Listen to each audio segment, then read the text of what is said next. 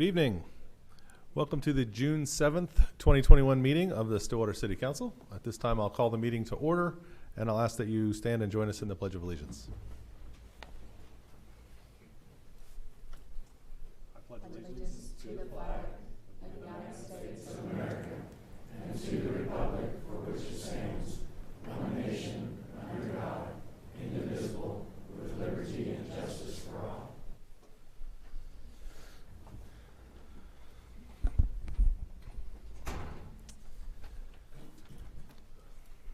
All right, first up tonight, we have a proclamation celebrating our upcoming Juneteenth celebration here in Stillwater. Karen and James Washington from the Stillwater Community United group are here, along with some other members of the group. So I'll go ahead and read this proclamation, and then we'll invite them up to say a few words. Whereas Juneteenth, or Juneteenth Independence Day, commemorates the traditional observance of the end of slavery in the United States and is observed annually on June 19th. And whereas President Abraham Lincoln declared on April 6, 1859, "This is a world of compensations, and he who would be no slave must consent to have no slave.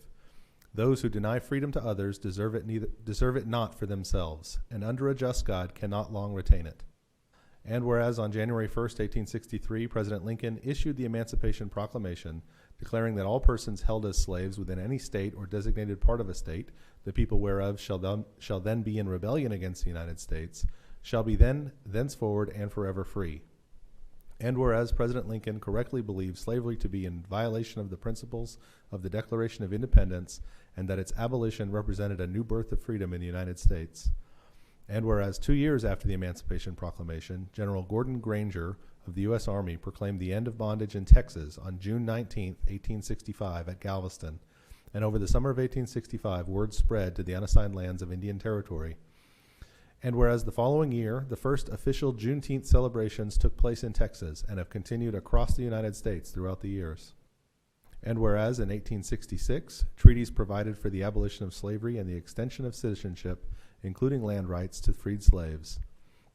And whereas Dr. Martin Luther King Jr. said, "If the cruelties of slavery could not stop us, the opposition we now face will surely fail. Because the goal of America is freedom, abused and scorned though we may be, our destiny is tied up with America's destiny." And whereas Juneteenth is the oldest nationally celebrated commemoration of the ending of slavery. And whereas on June 19th, 2021, Juneteenth will be celebrated in Stillwater at Southern Woods Park from 11 a.m. to 2 p.m. And whereas Juneteenth is a celebration of freedom and an opportunity to honor the principles of the Declaration of Independence and to celebrate the achievements and contributions of African Americans have made and continue to make in Stillwater and the state of Oklahoma. Now therefore I, William Joyce, Mayor of the City of Stillwater, on behalf of the City Council and the citizens, encourage and extend an invitation for everyone to celebrate June 19th, 2021 as Juneteenth Day. Karen? James?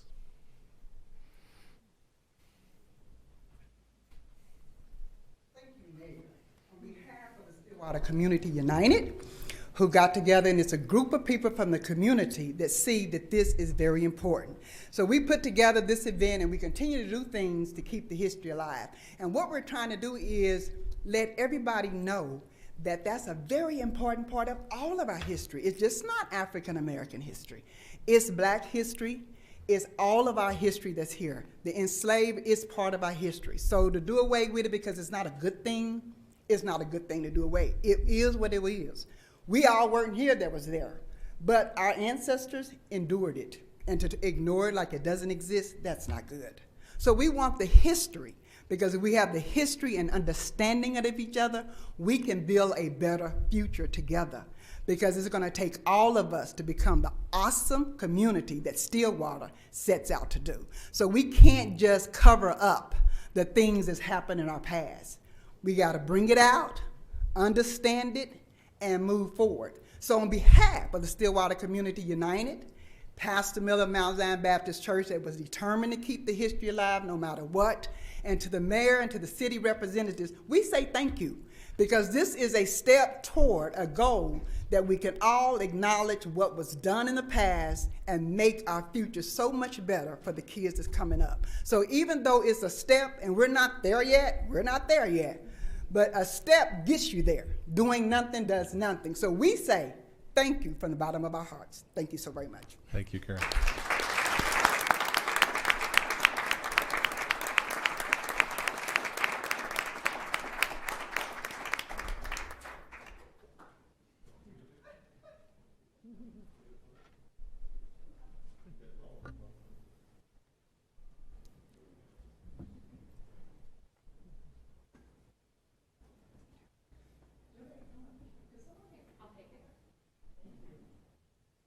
This is a small part of our community united. And by the way, it's open to anybody, no criteria, no doctorate degrees, just a good heart. So all of our community come up, we do it on Zoom, so if you're interested, just let us know. We need to get you.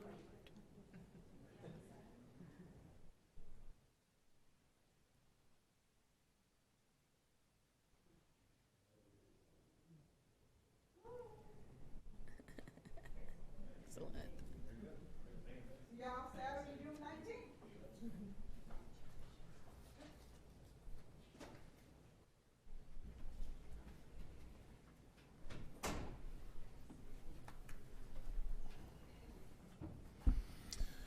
Okay, thank you all for being here. That was the Historic Community United Group has been really hard at work on this event. They also help plan the Martin Luther King celebration here in town.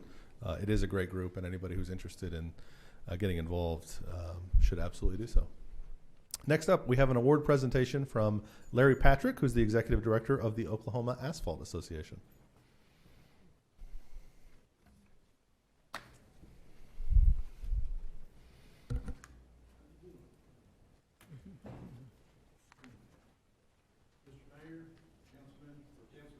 Members, thank you so much for inviting me here.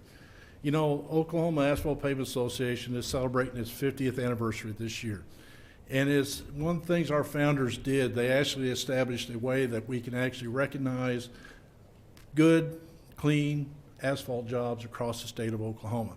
So about this time, or about every year, about October, November, I hit the road with 3 other people after we get the nominations for all the projects. And we have usually between 30 and 60 projects, so we go all over the state.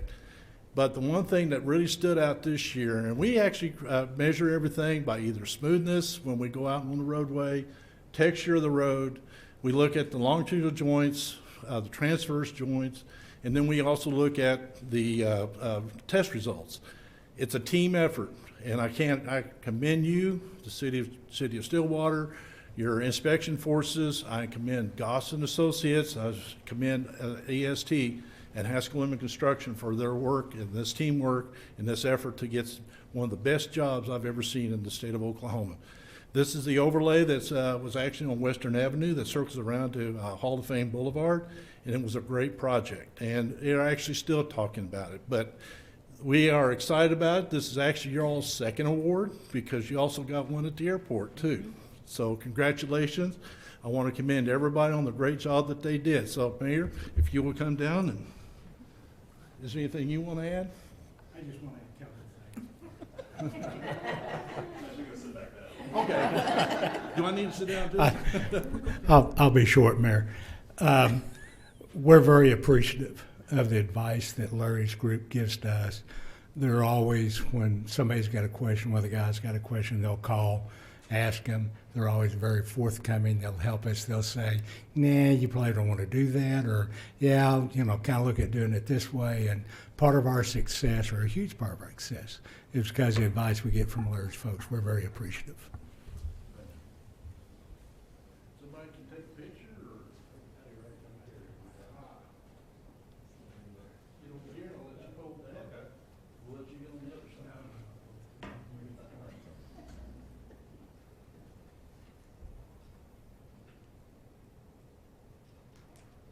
Thank you very much. Can you send that to me? Thank you very much, Mayor. Yes. Council members, thank you so much for your time. Appreciate it.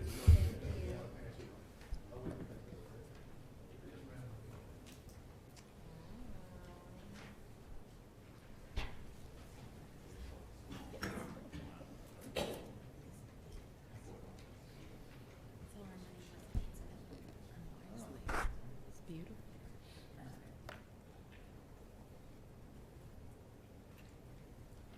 It's always nice. It's excuse me, it's always nice to be recognized in our team, our transportation team, and contractors, and everyone, as Mr. Patrick said, contributed a lot to that project, and now we just need to get a few more of those, right? It is a beautiful stretch of road. Okay, that takes us down to item 4 on the agenda, which is the consent docket. Several items here, contract renewals, including our police and fire, collective bargaining agreements, a few other service contract renewals.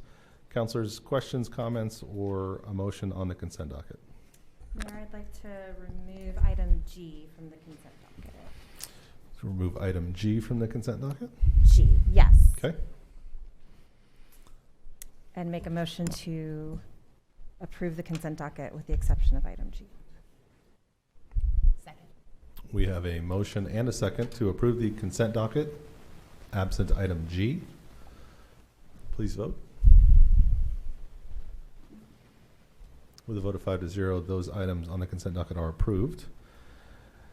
Next is public comment on items not scheduled for public hearing. I don't have anyone signed up for that portion, so we'll jump down to item 6, which is items removed from consent, and we'll pass it over to Councilor Dzialowski. Sure. I just wanted to highlight the kind of above and beyond work that our library is doing.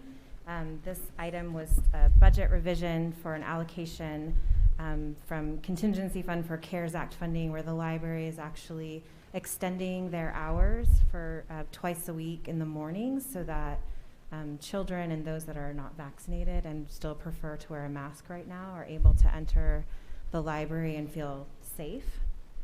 That idea came to us from a citizen, and I thought it's a remarkable thing to just note that somebody in our community was concerned for those sensitive populations, and the library was able to answer that call and make that happen with the help of those CARES dollars. So.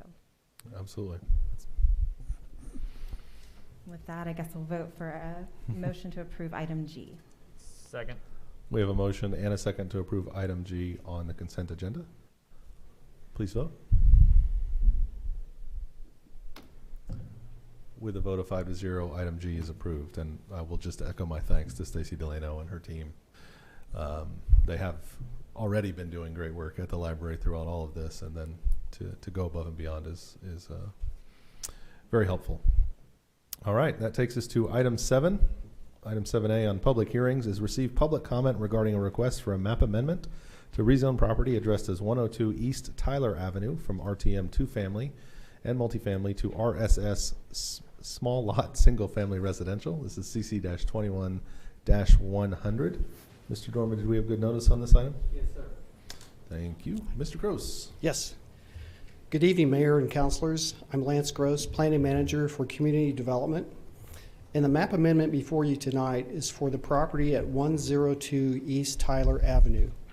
And the request is to rezone the property from RTM to RSS. The hatch pattern on the map is a subject site. And it's located north of Tyler Avenue and east of Main Street.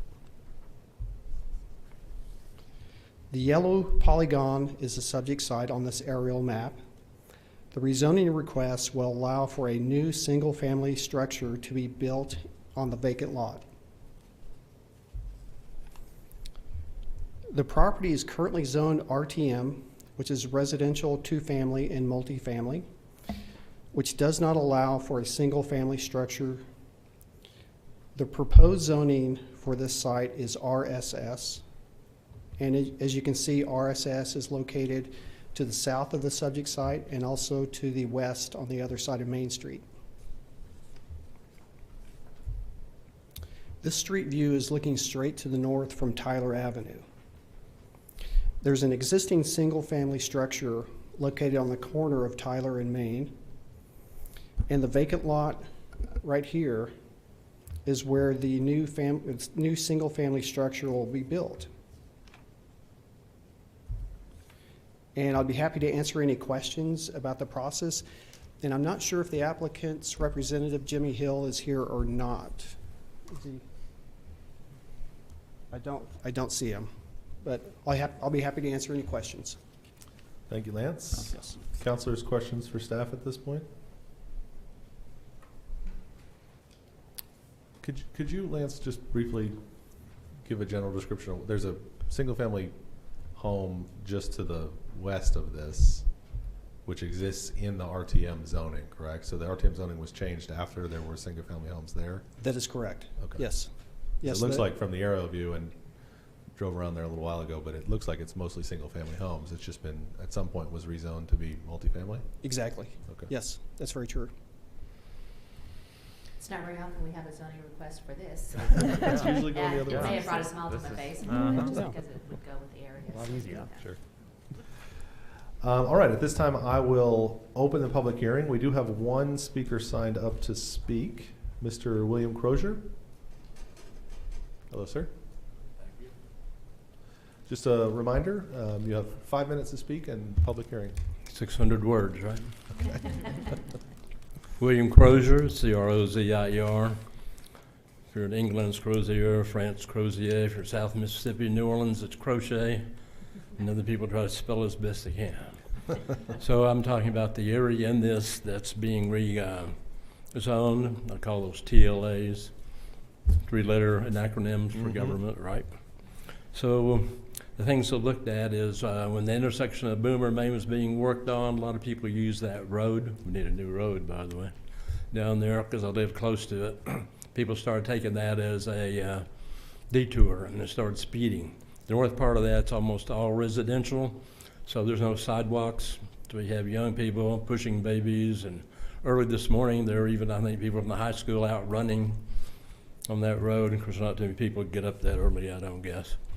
But just looking at it from an accident point of view, I used to be the accident investigator for the Oklahoma Department of Transportation. So I took, read 25,000 accident reports, 250,000 pictures, went on 5,000 accidents. So that always bothers me when I see things that can possibly happen to people, probability. A number of years ago, I was in Bethany, just driving through town in my hometown, going back to Union City and Minco, home of the world's largest tornadoes, you know. But they ran over somebody and killed them that day on a bicycle. So I worry about the bikes in town, black bikes, black clothes. Everybody loves black clothes at night. No lights right. When they run in front of my car, I hope I don't kill any of them. But anyway, that road has lots of potholes on it. On the Main Street part, I think I even got passed by a drug dealer one day in a no passing zone, but I didn't turn him in because I wasn't a cop. But anyway, the people maybe could help you on that road. There needs to be some changes, I think, too, on the part of Tyler that's one way. I don't know how many one-way roads do you have here in town other than the university. Is that the only one? Because people don't, they all drive to the right instead of the left. So if you put that construction in there where the people are working, it'd be nice to make it two-way too. People take that shortcut and go through there. So speed zones, I was reminding myself when I grew up and went to college in Norman, we had to drive 25 miles an hour around the whole town or get tickets. It took me a year to get over it in Oklahoma City. But anyway, it ought to be some speed limit signs on that, around that house. It's a single family dwelling. I'm not sure what else they want to do, but it's not that difficult to get to, but people use it like we used to. Like I said, Norman used the back roads to get to places quicker and avoid the stop signs. I still tell people in the city government, used to be able to drive from my hometown of Minco to Edmond, and one stop sign when I left and got on 81. You could drive on all the roads all the way there, hit every green light because they were mechanical and not the VPED ones you have, which I don't like, and not ever have to stop. So the traffic in town still, I think, needs to be improved some on different ways. Some of those yellow lights are only 1 second long. They'll be 3 seconds, I think, like the law used to, unless the lobbyists change it. But the people with the highway, with the group of asphalt engineers, maybe you can come up with something with that road after that construction gets done. See, I've been on the Appian Way in Rome. How long did it last? 2,000 years? I think they finally paved over it with asphalt too because it was too rough for cars. Other than that, that's about all I've got to say. Did I get to 250 words, John? 300? I think I did. So we'll go from there. Good luck to you. Look at that one. And let's see. The library does an exceptionally good job, by the way. They need a better copy machine if you can buy them one sometime. And I only had this once. Dean Koontz, you all know who he was. The one who wrote the book about the plague 40 years ago in Los Angeles. I'm going to give that to her to give to the library. But that's where that plague supposedly, maybe you get, I don't know if the Chinese got the story for that or not, but they could have. So it's the same type of thing. So let's see, things in Norman I worked on when I was emergency preparedness manager was a underpass. I wanted an overpass. So you need to look at a loop again around town. If the Democrats are going to pass out all the money, Dallas did that in '70, it was 635, and now they got 5 million people. So if you can get the federal money, I'll help you do it. Thank you, Mr. Crozier. We appreciate your time. Thank you. Have a good evening. With no one else signed up, at this point I will close the public hearing, and I'll ask Lance to come back up and let us know what the Planning Commission recommendation is on this item. So the Planning Commission made a recommendation for approval with a vote of 5-0. Thank you, Lance. Yes, thank you. Councilors, further questions, comments, or a motion on this item? Motion to accept the Planning Commission recommendation and approve the request as presented. We have a motion and a second to approve the rezoning request. Please vote. With a vote of 5-0, that item is approved. I think we should, I'm glad Monty was in the room so we could hear about the need for speed limit signs in the area as well. All right, item 7B is public hearing. Receive public comment regarding declaration of property addressed at 723 West High Point Drive as dilapidated and abandoned, and ordering the structure to be torn down and removed with consideration, discussion, and possible action, including approval and adoption of Resolution 2021-16. Ms. Childs. Thank you, Mayor. My name is Beth Ann Childs. I'm special counsel to the City of Stillwater, and I was retained to address some of the dilapidated structures. I did not make a formal presentation on this item because it's actually been in front of you a number of times, starting back in February when the council originally declared this particular structure dilapidated and authorized its removal. The pandemic obviously hit, impacting a large number of individuals, and the applicants in this particular case were no exception to that. What I can tell you about 723 West High Point is I believe that they have actually capped the sewer line, and so there are plans to demolish it. The resolution would allow 90 days to complete that process, and if it's not done, then the city manager would have the authority and the ability to move forward with demolition. One thing that I did forward to you all this weekend and has been made available electronically to Ms. Sorrentino was the written official record, and staff as usual did a wonderful job. I asked them to go back and track, and I also included all of the correspondence that we had as well as the minutes. So the idea behind this is that in the event we end up in litigation, then the council already has a very, very solid record with images and the process that the council has gone through to give additional times. And that's all that I have. I'd be happy to answer any questions. Councilors? Do we, from staff, does anybody know for sure if we do have a sewer cap on that? Anybody heard? Yes, we do. Thank you, sir. At this time, I will open the public hearing on this item. I don't have anyone sign up to speak. Is there anyone here to speak regarding this item? All right, at this time, I will close the public hearing. We're not going to take any action on this item now. We'll look at a resolution later in the agenda. And now we'll move to 7C, receive public comment regarding declaration of property address as 3314 East 4th Avenue as dilapidated and abandoned, and ordering the structure to be torn down and removed with consideration, discussion, and possible action, including the adoption of Resolution 2021-17. Thank you, Mayor. You all may recall that this item was handled a little bit differently than the preceding item. When we initially brought this item for the council's consideration, you all actually passed it and gave Mr. Cole an opportunity to develop a plan of action. What also makes this a little bit distinguishable is the fact that he acquired the property at a sheriff's sale.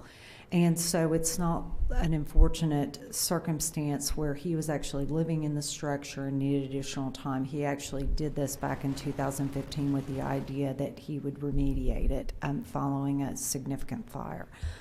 So the mayor executed a letter agreement that was subsequently authorized by the council.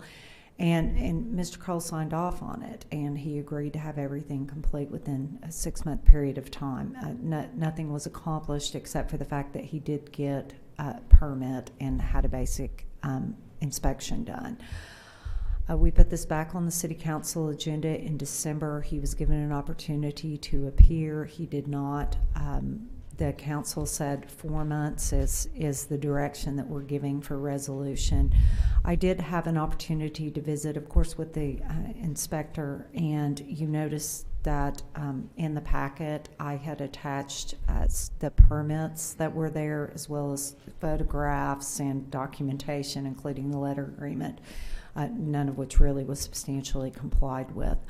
According to the Community Development Department, he did obtain a permit which was extended by virtue of the way that the code was written, but it was really more of a procedural matter than a formal approval.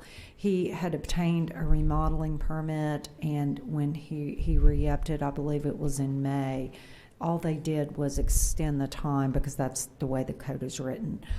I don't have any reservations whatsoever about the council taking action and approving the resolution, though, because really nothing's been accomplished structurally or otherwise. And I think that the pictures do worth 1,000 words and do justice to this. So I'll be happy to answer any questions.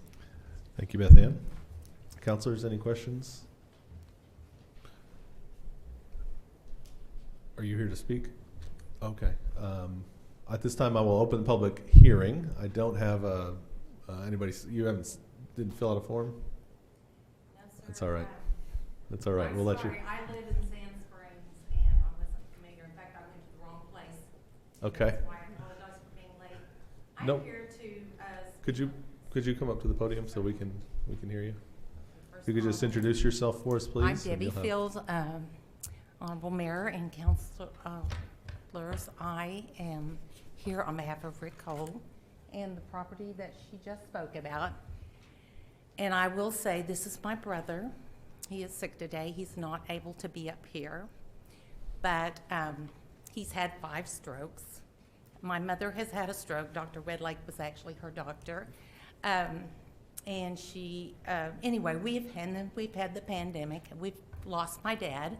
We've had very many excuses, but my brother's one of those that just kind of needs the little nudge, which you guys have lit the fire under him lately, because he is fixing to get married, and he wants this to be his home. And I have brought pictures to show that you lit the fire under him, and he's in motion and full force now. We have brand new windows. I'll pass these around. We have we had hoped to have the roof on by the time that you all met, but as you know, we've just been in rain, and we want to rent a dumpster. Well, we need about 3 days with that dumpster. Anyway, I told him I would come up here. He frustrates me terribly sometimes, but I love him dearly. And I do know his thinking process is not the best sometimes, and he procrastinates a lot.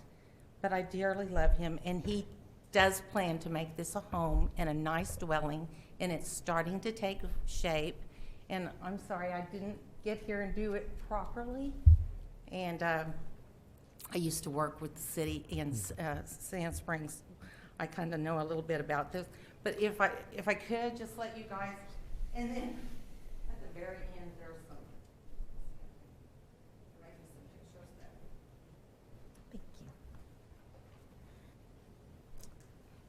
you. Ma'am, has the work been started, or? Oh, yeah. Do you have windows in the house, or was it just We've delivered? put new windows. He's got new windows in. He has a new patio door that's been put in. We worked real hard to sister on. He's met with the what are they? Inspectors, and he's securing the. This home was not, had burned, Mm-hmm.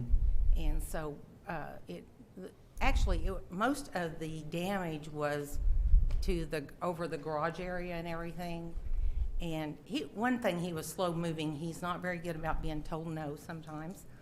And he wanted to put another floor up there, which was not really, it wasn't really a good idea, but it was one of his little dreams. But he really wants to live in this house, and he really wants to make it a nice addition to the community, and it would put a hole there in a nice little neighborhood. And I've visited with the neighbors. He's been kind enough to even mow their yards on days that there's a handicapped man next door. And, he's a really caring guy. And I would appreciate that you guys would allow him to complete this and make it his home with his new bride. He's an older guy, but he's never been married, and some of his dreams are starting to come true. But we really need this not tore down, and we really need a little more time and a little more understanding and a little bit better weather for a while. Well, we appreciate you being here and appreciate you sharing that information. Thank you. Is there anyone else here to? I just want to say there's a lot of money already that he's put in that. There's a picture there of he's already bought the sheetrock and stuff to start sheetrocking and everything. Thank you. Is there anyone else here to speak on this item? This time I'll close the public hearing. And again, we don't have an action right now. We'll get to a resolution on this here in a bit.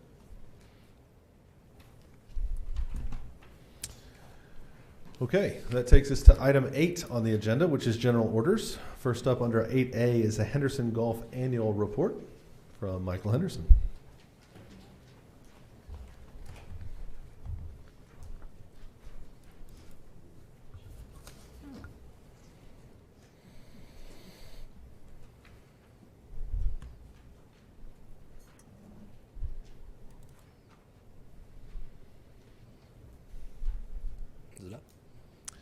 There it is. There we go.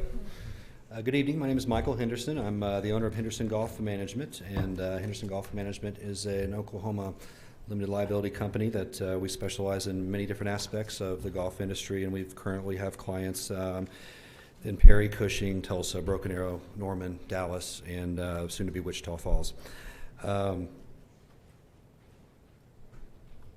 We do a little bit of everything from course ownership, management. We've gotten more into golf course maintenance, and that is the bulk of our contracts at this point, as we're just maintaining golf courses. 2020 was an interesting year for the golf industry and pretty much any other business in the United States. We got through it very well. A lot of our community programming that we typically do on a yearly basis was put on hold, but we still managed to get a lot of it done with our educational programs, using the schools as letting them come out and use the facility as well. What we typically do in a year, and this will be back on for 2021, is we also have our Junior Golf Academy. We have PGA Junior Leagues. We host the Stillwater Junior Golf Championship. We're home course to the public schools. We're also one of only 5 designated PGA family courses in the state of Oklahoma for some of the things we do to make it player friendly to get more families to come out. We annually conduct the Stillwater Men's City Championship, the Women's Championships, and our Junior Golf Championships. We also do clinics, camps. We have a lot of personal instruction. We have 6 PGA members on staff that routinely come out, with 3 full-time that are spending most of their time in Stillwater.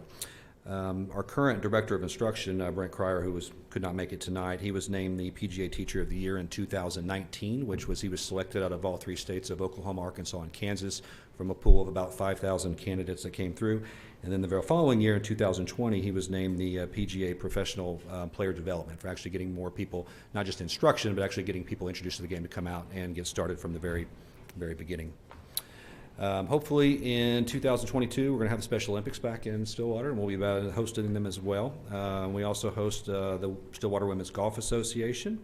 An annual year for us is about 30 private events, which in 2020 we had 0. And so it was an interesting year for us, not being able to host all of our typical alumni events, to junior golf, to especially a lot of the fundraising that goes on for the community. We're back up and going, but there's been some hesitation with people booking and coming out. And so we're hopefully around the corner, 2022, we'll get back to normal with everybody coming out and wanting to spend time in a group setting for a golf tournament. Let's see here. I guess we're in year 3 or 4 of the contract. We were fortunate that in March we retired all debt that we used to buy the city out of the golf course. The golf course now stands debt-free. We've doubled down, and showing up in August, I've got a new fleet of 60 club car golf carts. We're going to have new maintenance equipment.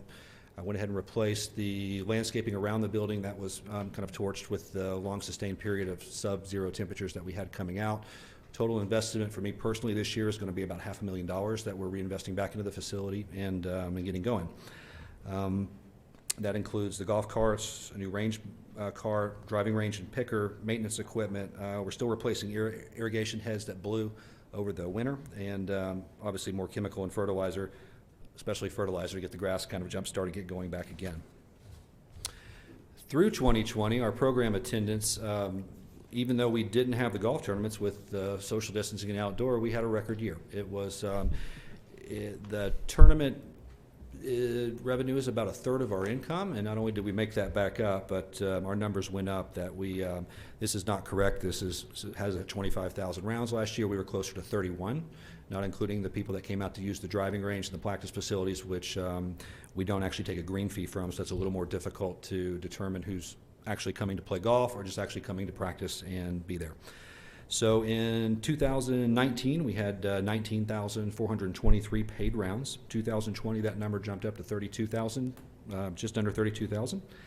And when we start adding in the golf instruction, the practice facility, the high school usage, we kind of estimated it was kind of in 41,000 people entered the building in 2020 while the pandemic was going on, and that's a 42% increase from the previous year for just paid rounds. While we had everybody coming into the building, we're kind of pleased to announce we only had 2 employees come down with COVID. They were quickly quarantined, put away, so we're really proud of the staff for staying with the CDC protocols, all the city of city of Stillwater proclamations from, we were there, and so we were happy that we didn't lose anybody, and very, very fortunate.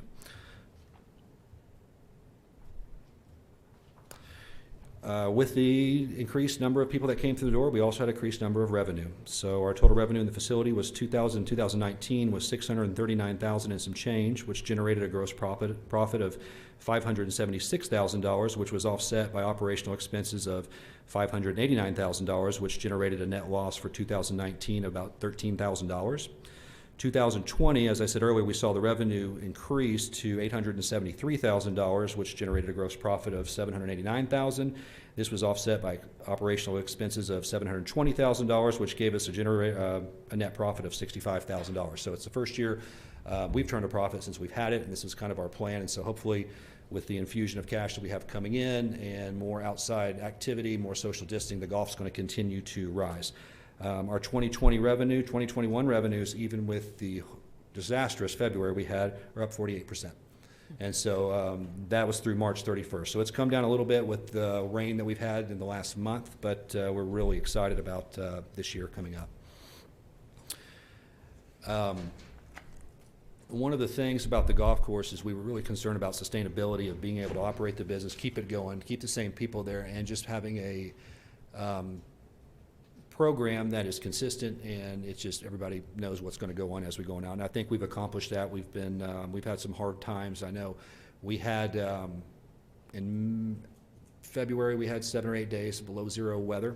We've lost probably close to 2 acres of turf grass, which we've been very, very fortunate. Oklahoma City is closed for the summer. Quail Creek is closed for the summer. Gaillardia is closed for the summer. Kicking Bird and Edmond is closed for the summer. And this is all because of just turf grass that just can't withstand this winter heat. So we're working together with John McClenny and everybody else about rebuilding the golf course, getting it put back together. Other than the cosmetic, which we consider the grass cosmetic, everything with the golf course is good. From our irrigation systems to our pump house to electrical. We need some paint, we need some minor roof stuff, and when they picked up all of our limbs that fell down, we cracked our parking lot. But other than that, the bones of the golf course are good, they're moving along great, and as of right now, we're no problems. We're just trucking along, and hopefully Mother Nature is kind of done with us for a while. We can get back into a normal weather pattern, and then we'll be back to business as usual and go from there. That concludes my report, so if I have any questions, I'd be happy to answer. Councilors? any questions, but I am impressed with the quality of management of Lakeside Golf Course. And you're right, this pandemic certainly got us all outside, and so it was nice to see that the golf course benefited from that, and hopefully that their investment back into it will just help it continue to grow. So congratulations. We hope so. We hope that this is somewhat of the new normal, where there's going to be more outside activity, and we're hoping that it continues. And from all projections that we're getting from the National Golf Foundation, from the PGA of America, or the USGA, all indications are that this is kind of the effect when Tiger Woods came out in around 2000, that we think this pandemic might have jump-started the industry again to take off. Good. Good deal. All right. Thank you so much. Thank you. Appreciate you Appreciate being here. All right. Item 8B is approve a budget amendment reflecting a donation of $785 from Mexico Joe's to the Strickland Park project. Mr. Mayor and Council, Mexico Joe's recently celebrated their 34th anniversary, which I guess they've been here as long as I have. I've never known a Stillwater without a Mexico Joe's. They raised $785 through various fundraising activities, and they designated Strickland Park Playground to receive $785 of that money. They actually raised more, but we get that portion of it. And so we recommend that you approve a budget revision to a budget amendment to put that $785 towards Strickland Park Playground. Excellent. I'm sure we can find a good spot to use it over there, right?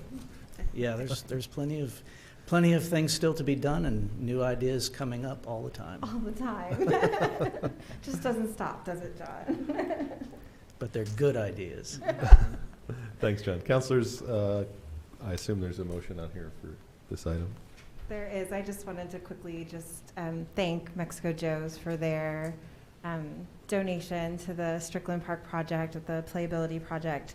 It's awesome to have good neighbors, and Mexico Joe's is right there next to the playground in the park. So that's a great contribution from them.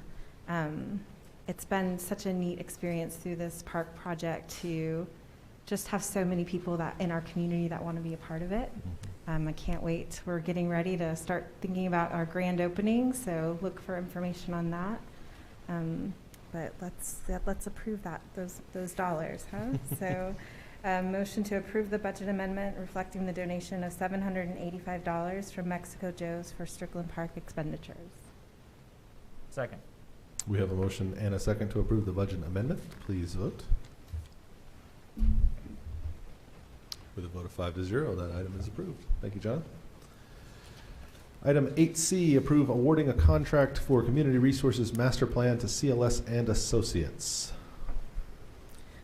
Good evening, Barbara Bliss, Community Resources Manager, and I'm here to ask for a motion to award the contract to CLS and Associates for a Master Park and Community Resources Plan not to exceed $185,000. Staff solicited an RFQ for this plan, and 12 firms responded. A committee of 7 chose the top 4 plans for interviews. The list was narrowed to 2 firms who were asked to submit proposals with pricing. CLS, based in Oklahoma City, was our top choice. Their body of work consists of master plans for numerous Oklahoma cities. They have worked with Oklahoma State University on the replacement of the Theta Pond Bridge, Parker Wentz Commons area, and the Library Plaza design. And CLS is partnering with Ballard King and Associates, who are experts in parks and recreation planning. They will be responsible for such areas as community engagement, demographic analysis, and funding strategy. And Ballard and Kings, they have developed master plans for cities ranging from Tempe, Arizona to Corpus Christi, Texas to Moore, Oklahoma. Johnson and Associates is the third arm of the firm and will be involved with the civil engineering and urban planning expertise, as well as assisting in community engagement. Their projects include Griffin Park Soccer Complex in Norman, the Bricktown Entertainment District and Canal Project, and the Bicentennial Park at the Oklahoma Civic Center Music Hall. So this firm has a list of impressive achievements connected with them, and we were thrilled with the responses received from all over the country. Paula Dennison had said if we get at least 10 responses, that would be excellent. We received 12, so we were afraid little Stillwater just wouldn't generate that kind of excitement, but they did. So I'll be happy to answer any questions you may have at this time. Thank you, Barbara. Counselors? Is there a timeline for completion of the master plan? Yes, 9 months is what they're looking at. And we hope, if this is approved, to kick off everything the week of June 21st. Barb, I was really thankful to see that there was components for community involvement and engagement throughout this, and then also opportunities for them to work on feasibility and implementation, which I think is so important when you're embarking on these planning exercises. Sometimes we can do a lot of planning and forget that we actually have to implement that plan. So I was really excited that there was time and budget that was portioned to those particular tasks in particular. Yes, we really stressed with all these firms that this is a plan that has to be initiated and implemented. It's not going to sit on a shelf. So that was one of our main components. All right. Counselors, is there a motion on the item? Motion to approve awarding a contract for Community Resources Master Plan to CLS and Associates in the amount not to exceed $185,000. Second. We have a motion and a second to approve the award of this contract. Please vote. With a vote of 5-0, that contract is approved. Next up is approve an award for bid. Approve award of bid for installation of athletic flooring in the Armory Gymnasium to Performance Surfaces in the amount of $81,782. Barb, you back up? I am. Staff solicited bids for resilient athletic flooring for the Armory Gymnasium. Stillwater Area Sports Association received a grant from the Brown Foundation for $86,000. And so we put it out to bid. 3 bids were received, and Performance Services from Oklahoma City at $81,782 was determined to be the low bidder. The new floor will be a vinyl sports floor with a foam backing and a wood-looking finish. It will require minimal maintenance and have basketball, volleyball, and pickleball lines painted into the court.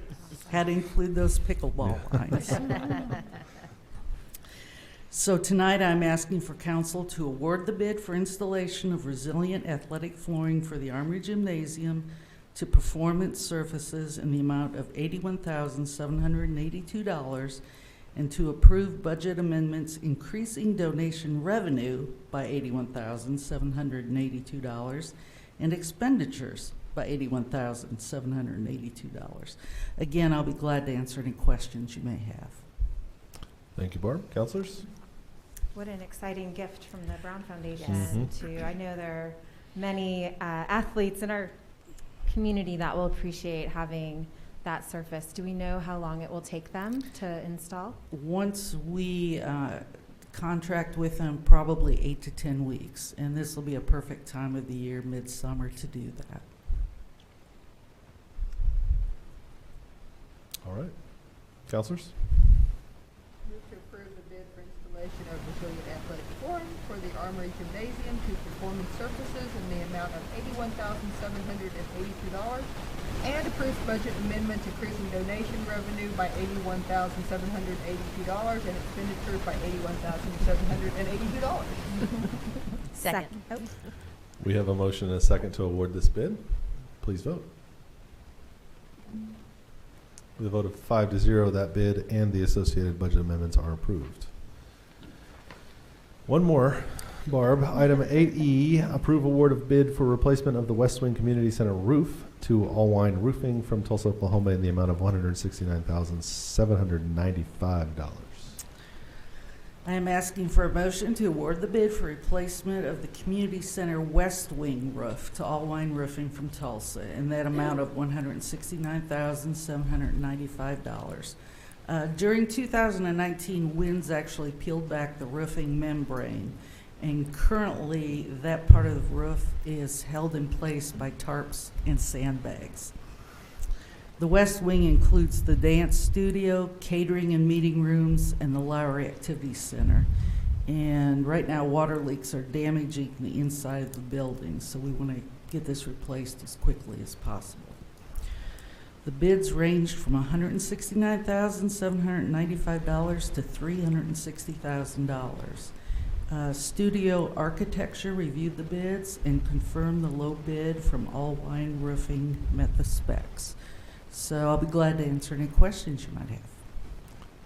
Councilors?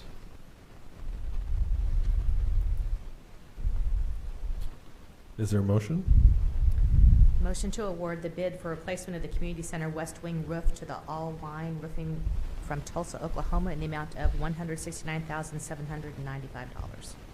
Second. It's fitting that you would award a bid to All Wine. Comes naturally. There's a motion and a second to award this bid. Please vote. With a vote of 5-0, that bid is approved. Thank you, Barb. Thank you. I've had a good evening. I appreciate it. All right, next up is item 8F, which is to accept the final Community Development Block Grant 2021 allocation of $228,333 for the stormwater drainage project on 12th Avenue. Cindy Gibson. Good evening. Good evening, Mayor and Council. Can you hear me now?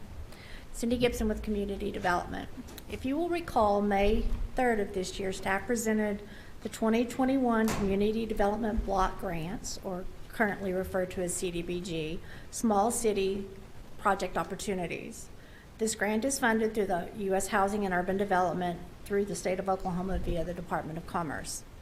Of those opportunities presented, Council selected the 12th Avenue Stormwater Improvement Project in the area of Duncan.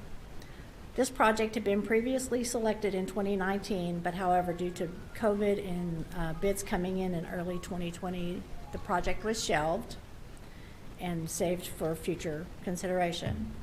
At this time, city engineering staff have revisited the project and made some design improvements and prepared a cost estimate in the amount of $468,464 with no change to the project or beneficiary area. This year's small city grant is for $228,333, which would leave the city with a match of $240,131. Also on the agenda this evening is a resolution of leverage for the city's match, as is required for the application and commitment. Have any questions? Councilors? I assume we feel good about this estimate on the project costs? I figured that was going to be the answer. Yeah. Costs can't get that much higher, right? All right, any further questions, councilors? Thanks. Is there a motion? There is. Staff recommends a motion to accept the final grant allocation of $228,333, approve the budget amendments accepting the allocation and budget amendments appropriating the $240,131 in matching funds from the Transportation Half-Cent Fund, and authorize the mayor to sign the related grant documents. Motion to accept staff recommendations verbatim. Second. Thank you. Thank you. We have a motion and a second to accept the staff's recommendation. John. Did you second? Who seconded? I seconded. She seconded. Yes. Sorry. I knew I heard it. I More just don't know where it came from. Speak into my microphone. We do have a motion and a second. Please vote. With a vote of 5-0, that project is approved. We're looking forward to seeing it done. All right. We are now at item 9, correct? Is that where we are? Yep. Lots of paper. Item 9, resolutions. First up, Resolution 2021-16, which is the resolution of the City of Stillwater declaring the structure located at 723 West High Point Drive dilapidated and abandoned, and a public nuisance detrimental to the health, safety, and welfare of the general public and the community, and ordering the dilapidated structure to be torn down and removed pursuant to 11 OS Section 22-112. Beth Ann, do you have a further comment on this item? I have just one quick comment, and that is that Ms. Sorrentino did indicate that they are going to move forward with demolition, but I did advise her that this had been pending for quite some time, and so indicated that staff recommendation along with my recommendation as we go forward. That does, however, give them 90 days from today's date to get it demolished. So, Which would be the best course of action if they can get it done. Absolutely, absolutely. All right, councilors, questions or comments about this resolution? So just to be clear, it does give the owner 90 days to finish the demolition, and if not, the city would be authorized to go in and take care of that for them. And then the cost of that is charged to the owner, places a lien on the property, all that sort of thing, correct? Yes, sir. Yes. Thoughts, councilors? Motions? Motion to adopt resolution number 2021-16. Second. We have a motion and a second to adopt the resolution. Please vote. With a vote of 5-0, resolution number CC-2021-16 is adopted. Next up is resolution 2021-17, which is a resolution of the Stillwater City Council declaring the structure located at 3314 East 4th Avenue dilapidated and abandoned, and a public nuisance detrimental to the health, safety, and welfare of the general public and the community, and ordering the dilapidated structure to be torn down and removed pursuant to 11 OS Section 22-112.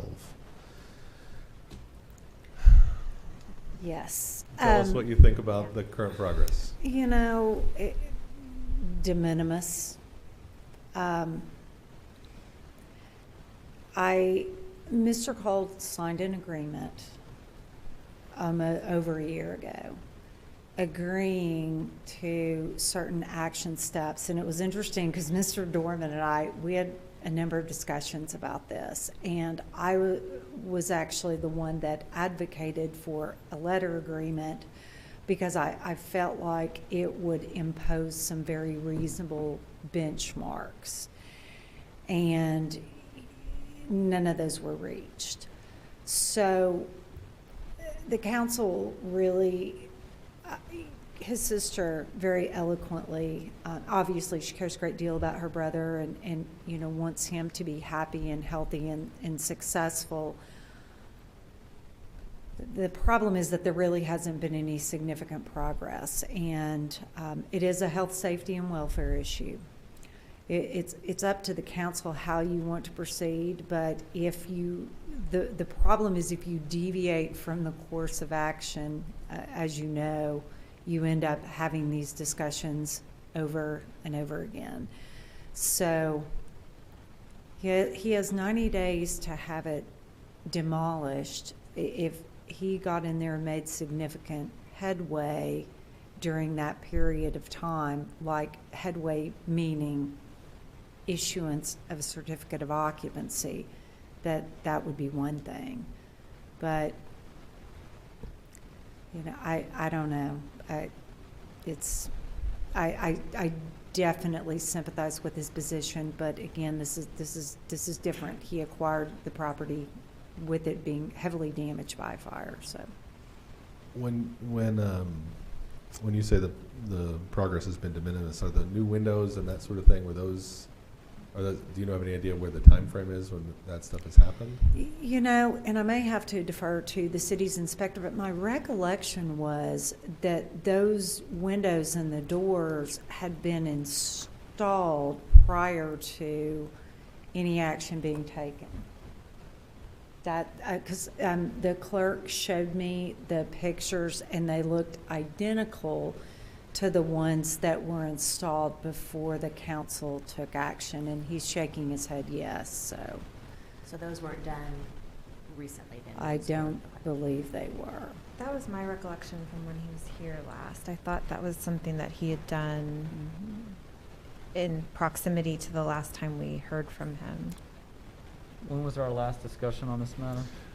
It would have been December, I believe it was December 20th, and the direction of the council at that time was 4 months and So beyond that. we're saying that the improvements that we see in the pictures were done obviously prior to December.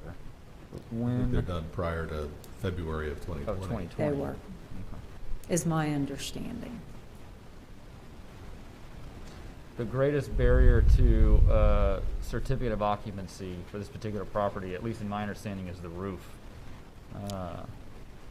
Is that true or no? I think that's partially true, but it's also the electric and structurally, now granted, I'm a lawyer, structural engineer. I mean, just ask Monty, he'll tell you that. But I think the structural integrity is concerning due to the fire damage. But of course, we don't really know because we've just had the inspectors go in there and take a look at it. But Sure. I mean, my only concern here is the fact that, you know, we've, as somebody who is currently trying to build a house, I understand how difficult it is to get supplies, and timelines are completely thrown off right now. So even if somebody's you know, intentions are as good as they can be, there are certainly things outside of control that would prohibit improvements to a structure like this right now.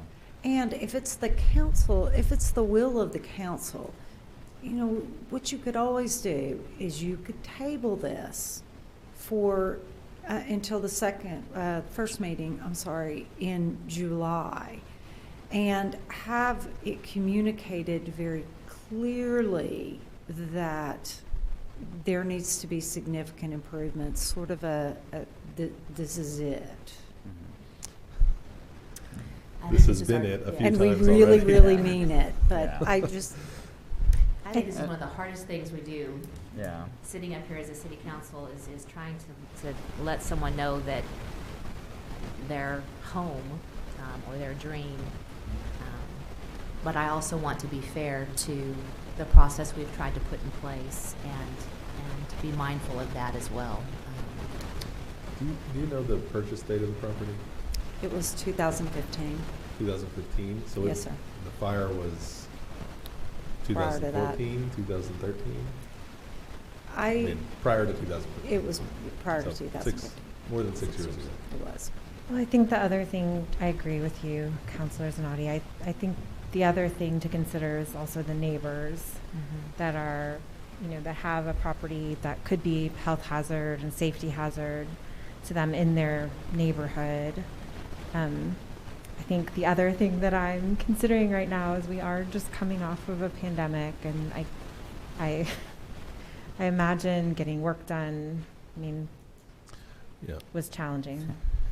This is true. There is no work getting done right now. That's from I mean, experience. well, just even throughout the, I mean, right? But yeah, I mean, we through, are- there we are were talking probably about- periods of time where, Again, the initial hearing on this, just to refresh everyone's memory, was in February of 2020.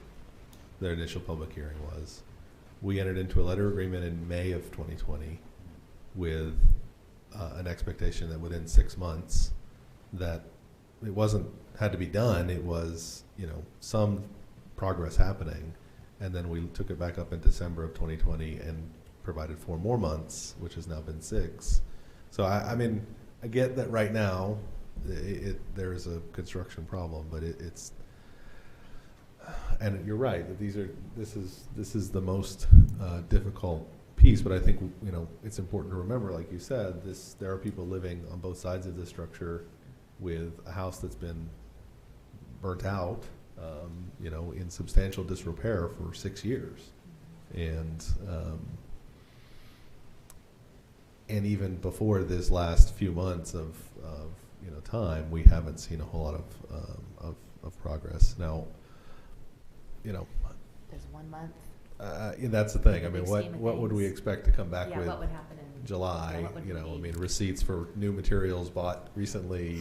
Actual I think evidence it of- would be, because he has acquired materials. As I was looking at some of those photographs, and also in the photographs that I saw you know, of course, he could probably turn a pretty good profit because materials are so difficult to get. That's what everyone is struggling with right now. But I think that if the council were to give him the month, I think that the message needs to be it's substantial work on framing, electrical, and not a window or a garage.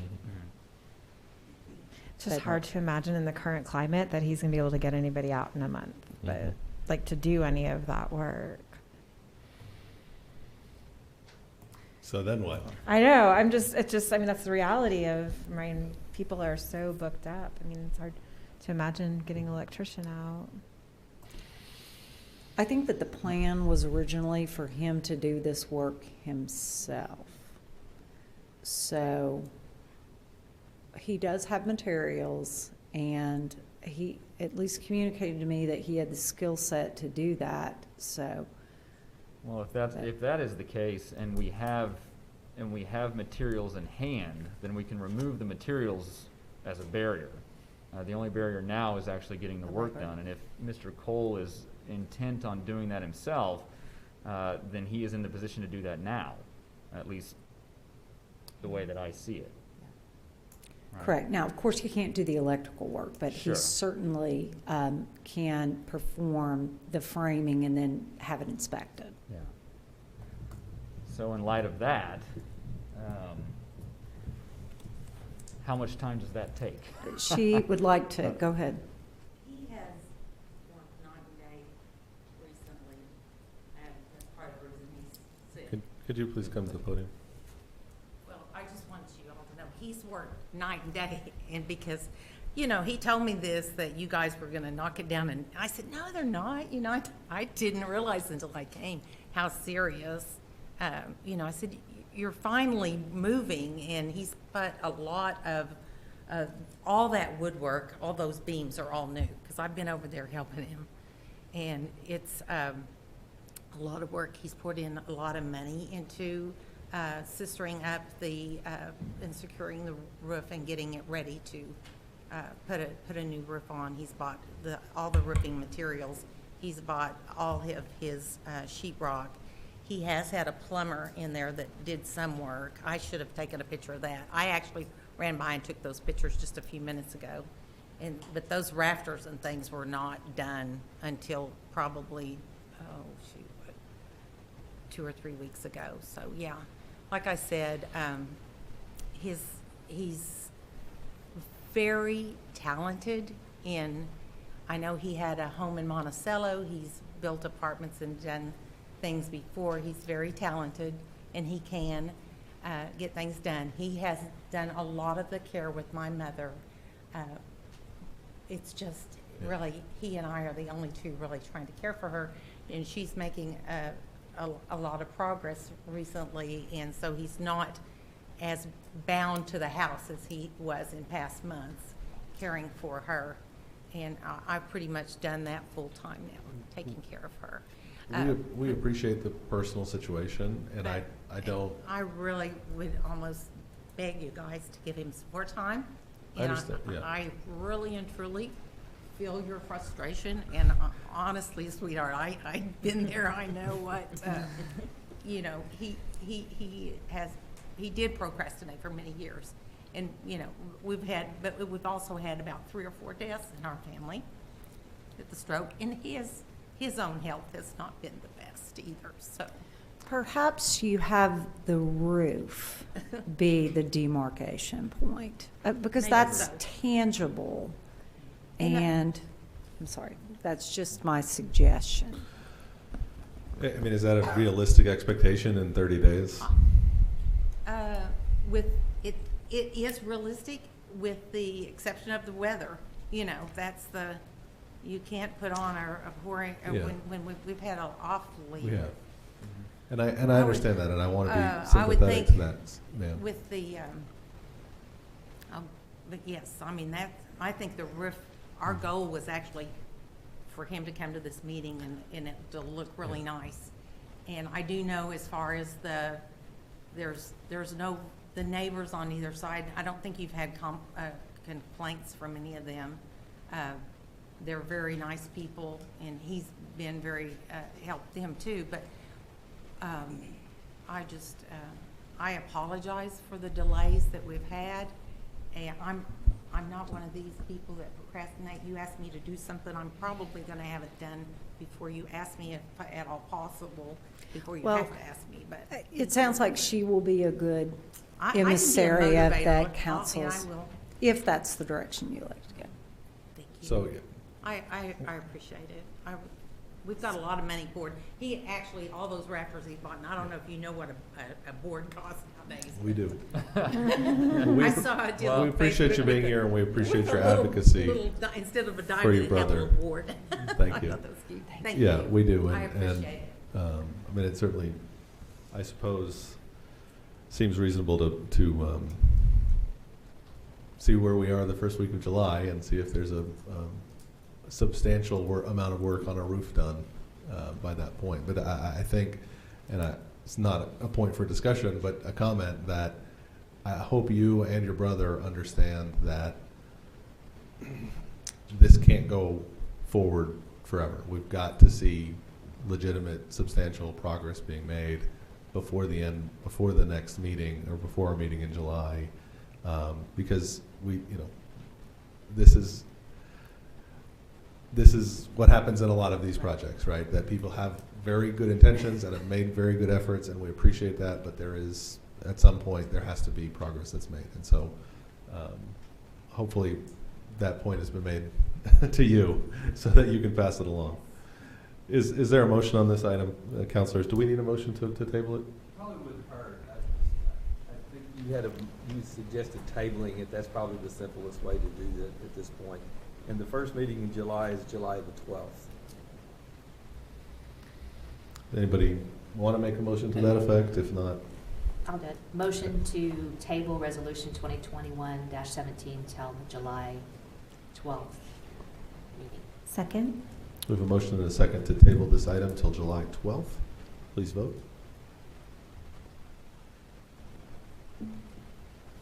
With a vote of 5-0, resolution CC-2021-17 is tabled until July 12th, 2021. Resolution resolution number 2021-18, a resolution of the City of Stillwater nominating Melissa Reams as a candidate to fill an open position on the Board of Trustees, the Oklahoma Municipal Retirement Fund, representing District 5 for a 5-year term beginning October 1st, 2021 through October 1st, 2026. I mean, I think my question here is, Melissa, do you really want to do that? You have any last word? Yeah. You've served on this board. I've served on this board now for 5 years and gotten my accreditation in public pension policy and really invested a lot of time in this. So, and I feel privileged to serve not only our Stillwater employees, but all of the cities in District Number 5. So I am happy to serve again. Well, I think it's fantastic that our staff here at the city are experts and someone who would serve well in this position. So hopefully there's a motion to adopt the resolution. Motion to adopt resolution number 2021-18. Second? We have a motion and a second. Please vote. With a vote of 5-0, resolution CC-2021-18 is adopted. Congratulations. Thank you. Resolution 2021-19 is a resolution regarding the commitment of leverage for the Oklahoma Department of Commerce Community Development Block Grant, Small Cities Program. This is what Cindy Gibson described to us earlier. Is there a motion on this item? Motion to adopt resolution CC-2021-19. Second. With a motion and a second, please vote. With a vote of 5-0, resolution 2021-19 is adopted. Item E is resolution 2021-20, a resolution establishing the Stillwater Regional Airport rates and charges schedule. Mr. Priegel. Good evening. Paul Priegel, Airport Director. Tonight I bring before you a first, at least for recent history, for the council. Every year the Stillwater Regional Airport adopts a schedule of rates and charges for the upcoming fiscal year. It's two primary parts. We have the actual list of rates and charges, which is included in your packet, and we also do a review of the Consumer Price Index. And put forth a percentage adjustment that we can apply to any leases or agreements that require a CPI adjustment on an annual basis. So this year we put together our recommended rates and charges. We also did a CPI review, which is 4.16% increase over the last year. We put this, typically it goes to the airport authority. However, with the recent changes to Ordinance 3457, our advisory board did review this, but it now falls upon the council to adopt. And so we put this before the Airport Advisory Board on May 20th, and they did put forth this recommendation, which is that rates and charges as you see it on your resolution, and also the 4.6 increase in the CPI. I'm happy to answer any questions before providing a motion. Councilors? Just for those of us out, or those folks out there who are hearing airport charges and thinking about parking, this doesn't have anything to do with that, Absolutely right? not. No, this is a list of rates and charges we use just in our day-to-day operations for the airport business. Yep. It's been in place for many, many years. Yes. What is your recommendation for us, Paul? Our motion is to adopt Resolution CC-2021-20, establishing the FY 2022 Stillwater Regional Airport rates and charges and the CPI increase of 4.16% for applicable leases. All right. Just looking at this quickly, the CPI part is not a part of the resolution itself, is it? Or does it need to be? That would be a... Or is it represented in the rates that are? Is it? I don't see it referenced in any of the documentation.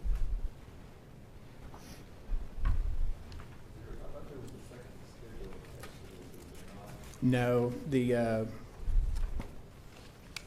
my understanding was the rates and charges were going to be the attachment to the resolution, and the CPI increase was just part of the report, but I could be wrong on that. Yeah, is the CPI incorporated in the change to the rates and charges? No, the CPI is what we use. We go back and manually change already in place leases. If you'll recall, on a lot of our standard leases, there's a provision in there for an annual CPI adjustment, and it's just based on factoring that adjustment and applying that. We send out notification to our tenants that already have those agreements in place that the CPI adjustment is taking place effective July 1st or whenever that lease dictates that. We'll probably need to bring the CPI item back to the subsequent meeting, but there's no reason you couldn't approve this tonight so that the charges are in effect. Mm-hmm. Yeah, so we may need something further that just declares the CPI piece. Okay. Specifically, because it's not in the written materials. With that being said, is there a motion on the resolution regarding the fees? Motion to adopt resolution 2021-20 with the provision to come back with a CPI piece. Yeah, so I mean, the resolution itself just deals with the fees, and then we'll deal with the CPI. If we need further documentation, we can put it on the agenda. We'll bring the CPI back. Okay. So we have a motion to adopt the resolution. Second. And a second. Please vote. With a vote of 5-0, that resolution is adopted. Next up is a 9F, Resolution 2021-21, which is a resolution of the City Council of the City of Stillwater approving indebtedness of the Stillwater Economic Development Authority in an amount not to exceed $6 million in tax apportionment obligations, waiving competitive bidding on the issuance of notes issued in connection with the tax apportionment obligations, authorizing the Stillwater Utilities Authority to loan $6 million to the Stillwater Economic Development Authority, authorizing the pledge of apportionment tax increments, and authorizing other matters relating thereto. Melissa. So this is kind of a lengthy description of the financing option to make Boomer Lake Power Station a reality. We are going to loan out of reserves of the SUA $6 million to SEDA, and I believe the terms of that note are 1.75% interest over 20 years. And SEDA then is going to take the revenue that comes into it each year based on the ad valorem taxes, the sales taxes, and the personal property taxes, and use that money to pay the SUA back for the loan of the money. So in essence, we've kind of monetized, if you will, this stream of revenue over a period of time so that we can help the project become a reality in a good time frame. And that's what this resolution is allowing us to do. And all of that was specifically described in the development agreement that yes, we that you agreed heard to about a month ago, I believe. Yeah. So this is sort of the mechanism to make that happen. Yes, and I think as we progress through this project, you're going to see us bring back different items under resolution to make the project a reality. Councilors, any questions? Motion to adopt resolution number 2021-21. We have a motion and a second to adopt resolution CC 2021-21. Please vote. With a vote of 5-0, that resolution is adopted. Next up, item G, resolution 2021-22, a resolution of the City of Stillwater, a resolution of the Stillwater City Council prohibiting the flying of unmanned aircraft systems during certain public events on July 4th, 2021. Rob, you're always here killing everybody's fun. Yeah, I'm a fun sucker, I know. Rob Hill, Emergency Management. Resolution 2021-22 would establish a geofence around Boomer Lake on July 4th for the Boomer Blast celebration. That would be in effect from 4 p.m. to 12 p.m. that day. And this resolution is to deter drones or prevent drones from flying around people or over people or even colliding with fireworks during the display. This has happened a couple of years ago, and this was the result, was the ordinance. This does not prevent licensed pilots from flying, pilots that have their pilot's license, that know how to get waivers to fly in that airspace. It does not prevent the company that does the fireworks from filming for marketing purposes.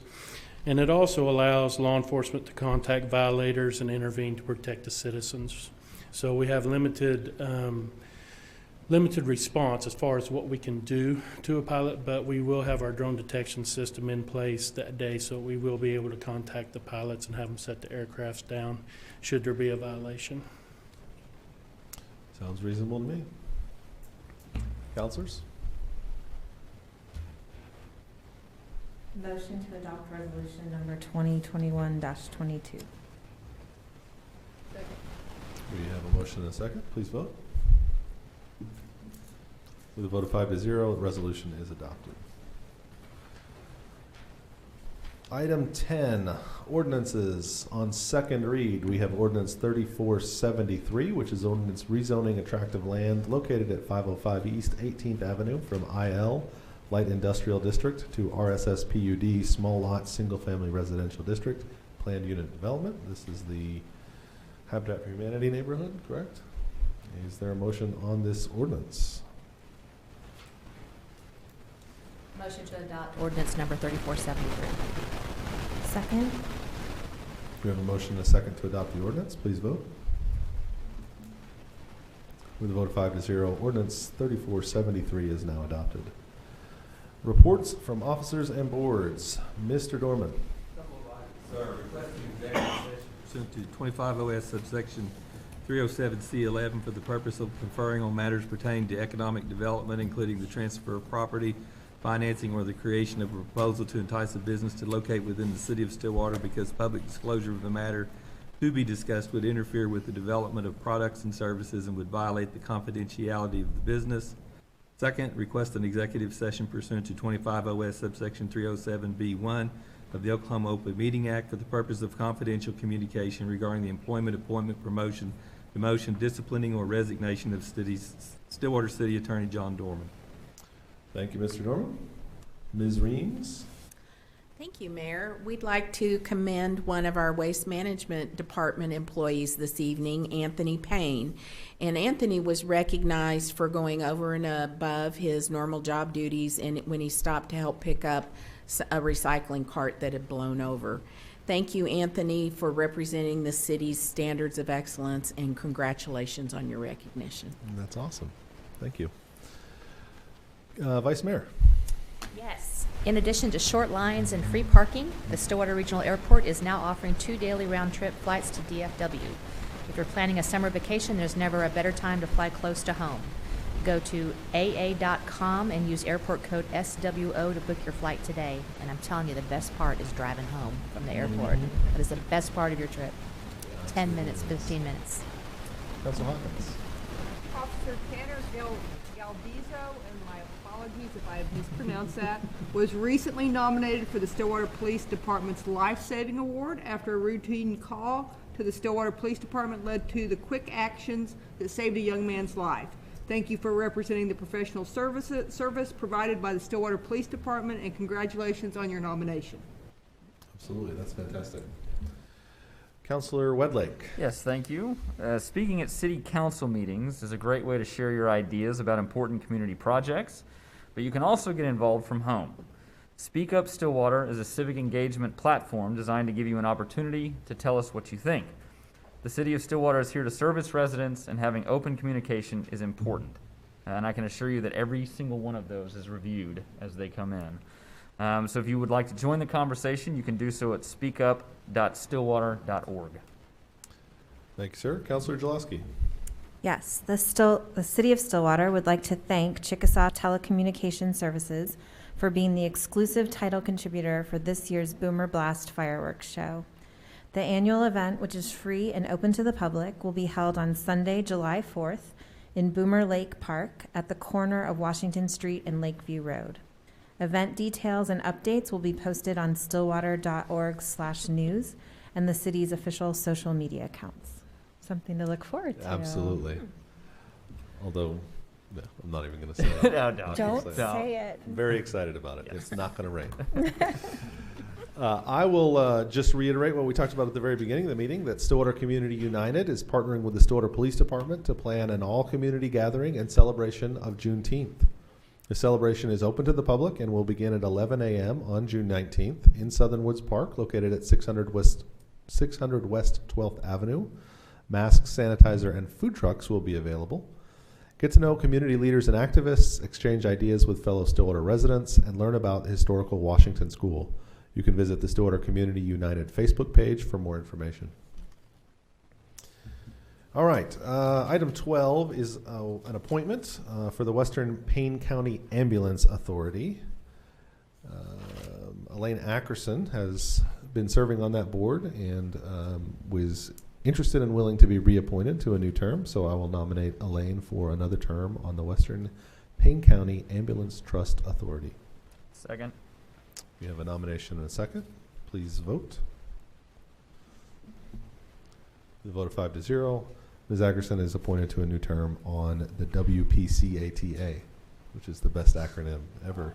Thank you so much for your willingness to serve. At this point, I will recess the City Council meeting and move us over to the Stillwater Utilities Authority agenda. At this time, I will call to order the Stillwater Utilities Authority meeting for June 7th, 2021. On the consent docket, we have budget amendments and contract renewals. Is there a motion or questions about the consent docket? Motion to approve the consent docket. Second. We have a motion and a second. Please vote. With a vote of 5-0, the consent docket is approved. That takes us to item 5 under general orders. We have the approve a bid award for electric distribution and engineering office expansion project and the associated budget amendments. Mr. Lauren Smith. Good evening, trustees. Lauren Smith, Electric Utility Director. On March 4th, 2019, the trustees approved the electric distribution and engineering office expansion project. This project was delayed due to COVID budget constraints, and now that we've gotten through the majority of the COVID problems and the budget constraints were relieved, we released bids, solicitations, and they were advertised in accordance with the city purchasing manual. 4 bids were received and opened on April 28th. One bidder was disqualified for not bidding as a general contractor.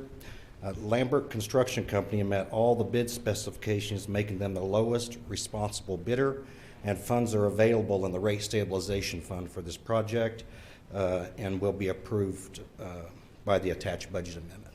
I'll pause here. I have a motion, but I'll pause here and answer any questions you may have. Trustees? I thought this project was already done. Yeah. We talked about this a long time ago. Yeah, exactly. It took a long time to get the architecture work done, and then COVID hit and just shut everything down, and we just... Well, it's good to get back to it, for sure. Yes. What is your recommendation, Lauren? I have a motion to award the bid to Lambert Construction for $279,900, authorize expenditures up to $321,885, approve related budget amendments, and authorize general manager to sign related documents. Thank you, sir. Trustees? Motion to approve staff recommendation. Second. We have a motion and a second to approve the staff recommendation on this bid award and budget amendments. Please vote. With a vote of 5-0, that is approved. Item 5B is approve a sole source expenditure request for the purchase of services up to $100,000 and parts up to $200,000 for the 3 Wartsila engine generators at the Stillwater Energy Center. Mr. Smith? Yes, good evening again. The Stillwater Energy Center uses 3 Wartsila engines to generate and produce electricity. The engine's primary components, control systems, and many of the auxiliary components are manufactured by Wartsila. The services and parts requested can only be purchased from Wartsila, making this a sole source purchase, and will allow staff to purchase parts and services without delay. The Energy Center operates under a capacity payment from the Grand River Dam Authority, which pays the debt on the plant. And if the engines go down, we don't receive that capacity payment. So the parts that we're talking about, the majority of them are very expensive, and they have long lead times, so it's important that these parts, that we have funding mechanisms in place to get folks here quick to get us going again, should we have a problem. Staff is requesting sole source approval to purchase services up to $100,000 and parts up to $200,000 from Wartsila. I have a motion here, but I will pause to answer any questions. Trustees? How did our Wartsila engines hold up in their extended service life, then extended service over February? Phenomenal. Good. They performed exceptionally, and they really did a great, they just, GRDA just can't say enough of how thankful they are that they were here. They were running negative 19 degrees, which we were all a little, how's that going to work? They ran right through it with no issues. That's great. Let's keep them running. Yes. What is your recommended motion? Motion to approve the sole source purchase for Wartsila services up to $100,000 and parts up to $200,000. Authorize expenditures from the Electric Rate Stabilization Fund up to $300,000 and approve the related budget amendment. Trustees? Motion to approve staff recommendations. Second. We have a motion and a second to approve the staff recommendation. Please vote. With a vote of 5-0, that is approved. Thank you. Item 5C is approve retaining Carollo Engineers and Burns McDonald to perform project definition services for improvements to the water treatment plant and raw water delivery system in an aggregate amount not to exceed $1 million. Mr. Karns. Good evening, trustees. You'll recall, Monty Karns, Director of City Engineering, you will recall back in September, we came to you with a condition assessment of the water treatment plant and the raw water delivery system, and told you we would be coming back with a proposed plan of action, and we have been working on that diligently. You'll recall that with several issues located at the treatment plant, as well as not only the pipeline, but the pump station as well for the raw water conveyance system. An example of the pipeline, this is from April of 21, just a couple of months ago, a repair we made. And this was one of the easy ones. That pipeline is 36 inches in diameter, which means it's about 6 feet from the top of the ground to the top of that pipe. We have instances where those are 25 to 30 feet deep, and that gets quite expensive and an issue to get down that deep at times. In addition, we all remember February of 2021 and how cold it was, and some interesting things that we wanted to bring to your attention. This is a chart that shows our water production and flows to the wastewater treatment plant, overlaid on temperature. The dashed line is the freezing line. This line is the low temperatures. The timeline begins on February the 1st, ends on March 1st, so it's the month of January. You can see early on, even though, temperatures are, way below normal, flows were still pretty much like we experienced in the winter. Right about here is when people started running water, dripping water, so their pipes wouldn't freeze. And we know that because of the corresponding increase at the wastewater treatment plant hours later. Somewhere in here is when we started having pipe breaks, and we started ramping up production at the water treatment plant. The thing we have to realize at the water treatment plant is there are 3 6-MGD units during, and there's a minimum flow on those. During the winter, 1 unit easily takes care of what we need. So we use that opportunity to take the others down and do routine maintenance on them. So those were down for maintenance.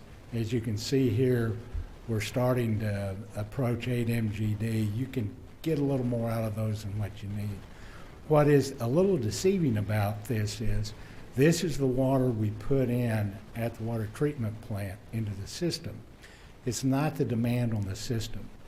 While the guys are cranking out as much water as they can, the level in the towers are falling rapidly. They can't keep up. And we almost ran out of water. We have an agreement with Oklahoma State University to do a backup. They very graciously came on. Right here's where they came on.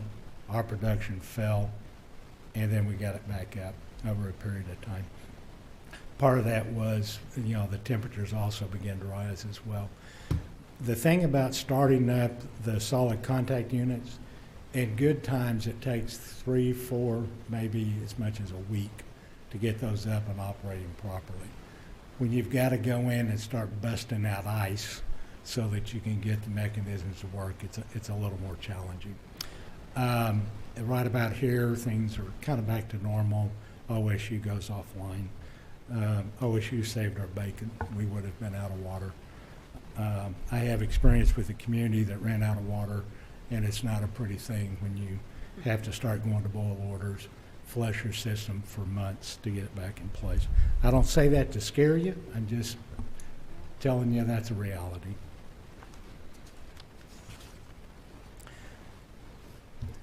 You'll remember we discussed with you 4 possible options that we took a very high level on for treatment plant upgrades and replacements at the plant, and 3 for the raw water supply. So where do we go now? It's a long-term project, as we discussed. We're well into 9 figures for the construction costs. The first phase is the project definition. We got to figure out what we're going to do, what our roadmap is. We've kind of adopted a thought that if you imagine you're taking a vacation to Colorado, but you're not real sure exactly where you want to go, but you want to go somewhere to Colorado. So, we're going to kind of head that direction. and we're maybe going to take a few side trips to check things out. At some point, we're going to decide exactly where we're going in Colorado, and then that's going to dictate our final map. The thing we got to be careful of is when we're taking these detours is we don't go to Las Vegas or Albuquerque, because those definitely aren't in the timeline or the budget.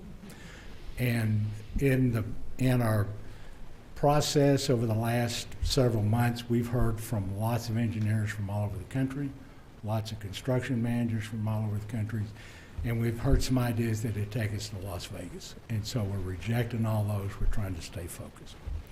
After we get the project definition, and that will include a better handle on what the costs are and a better handle on the phasing of the project. Then we'll decide individual construction packages, do the construction, do the commissioning of the units. All of those will require us to come back, have identified sources of funds, and discuss those with you. But the first thing is we got to get the roadmap of where we're going. So in order to do that, we need some help from outside consultants. We need a qualified design engineer to provide the technical expertise, to do the condition assessments, provide conceptual designs, and a phasing plan.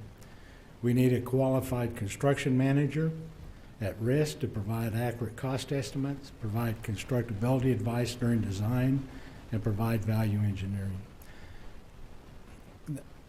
This is what we call a construction manager at risk delivery system. We hire a construction manager based on their expertise and professional knowledge, just like we would a design engineer. We're asking them to help us provide the knowledge that they have on constructability and costs. The actual construction of the units has to be done according to the state statutes on bidding.